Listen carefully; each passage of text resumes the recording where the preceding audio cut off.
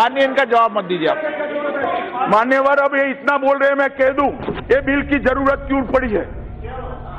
जब देश का आजादी मिला तब धर्म के आधार पर विभाजन अगर कांग्रेस पार्टी न करती तो ये बिल की जरूरत न पड़ती। किसने किया धर्म के आधार पर विभाजन? किसने किया धर्म के आधार पर विभाजन? इस देश का विभाजन धर्म के आधार पर कांग्रेस पार्टी ने किया है।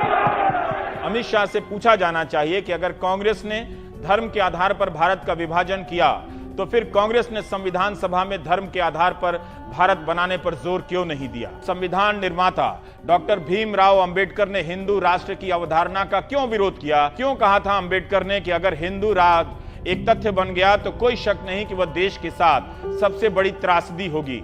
उस वक्त कांग्रेस वो तमाम लोग थे जिनका नाम अक्सर आप देखते होंगे फ्रीडम फाइटर्स के तौर पर आता है। भाई, उस वक्त कांग्रेस एक मिशन था, एक आइडियोलॉजी थी, और वो आइडियोलॉजी ये कहती थी कि हमें अपने हिंदुस्तान, अपने मुल्क को किसी भी कीमत पर इन गोरों से, इन ब्रिटिशर्स से आज़ाद करवाना है। उसमें ये भी याद रहे कि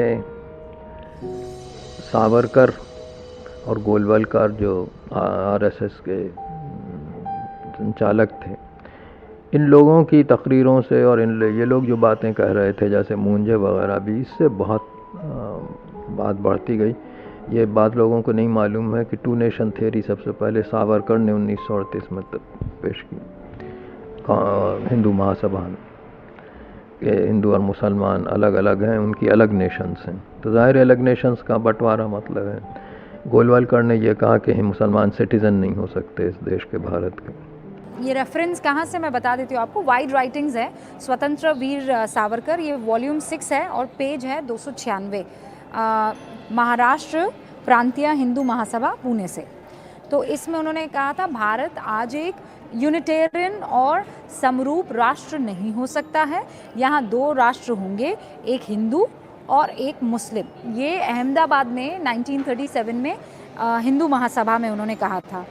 एक और उनका कोट है, 1945 में सावरकर ने उस 2 राष्ट्र के सिद्धांत की बात कहाँ कही थी कि 2 राष्ट्रों के मुद्दे पर मेरा जिन्ना से कोई मतभेद नहीं है, हम हिंदू अपने आप में एक राष्ट्र हैं और ये एक ऐतिहासिक तथ्य है कि हिंदू और मुस्लिम 2 अलग अलग राष्ट्र हैं।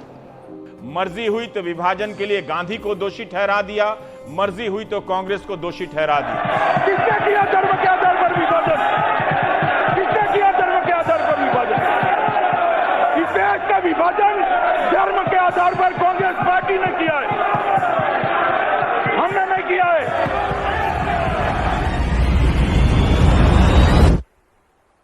चल झूठ झूठ बोलो, बार बार झूठ बोलो, जो भी बोल सकते हैं सब झूठ बोलो, जहां भी बोल सकते हैं झूठ बोलो, जितनी बार बोल सकते हैं झूठ बोलो, झूठ बोलो, झूठ बोलो।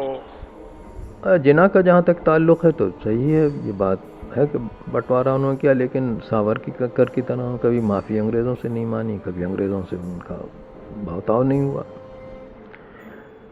तो ये उस कैटेगरी में नहीं आते हमारे पॉलिटिशियंस की जो अंग्रेज़ों से माफ़ी मांगी हो या अंग्रेज़ों से कोऑपरेट कर रहे हो, अंग्रेज़ी ने कोई हुक्म दिया हो तो उसको कैरी आउट किया। जैसे गोलवलकर को उन्होंने कहा परेड मत करो, तो मैं परेड नहीं की।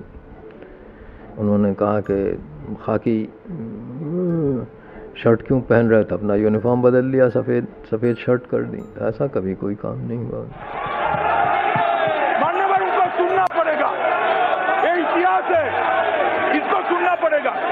मान्यवर, देखिए ये जुमला है, ये भाषण देने का एक तरीका है, एक जुमला है। इनको ये मालूम नहीं है वक्त बदल चुका है जी। जनता को आप मूर्ख समझना बंद कर दीजिए। इस प्रकार की बचकाना बातें किसी के गले नहीं उतरती, लोग मजाक उड़ाते हैं। आपसे खतरनाक इस देश के लिए कोई हो नहीं सकता। इस वीडियो के सामने आने के बाद सवाल तो बनता ही है, अगर हम करें तो करें क्या, बोले तो बोले क्या। वाह मोदी जी, वाह वाह वाह। ऐसा कोई नहीं मानता जी, आप बताइए ना, आप मानते हैं? देखिए ये जुमला है, ये भाषण देने का एक तरीका है, एक जुमला है। लेकिन टेंशन मत लीजिए, जब तक व्हाट्सएप में गुड मॉर्निंग भेजने की सुविधा है तब तक आपको कुछ नहीं होगा, मैं गारंटी देता हूं।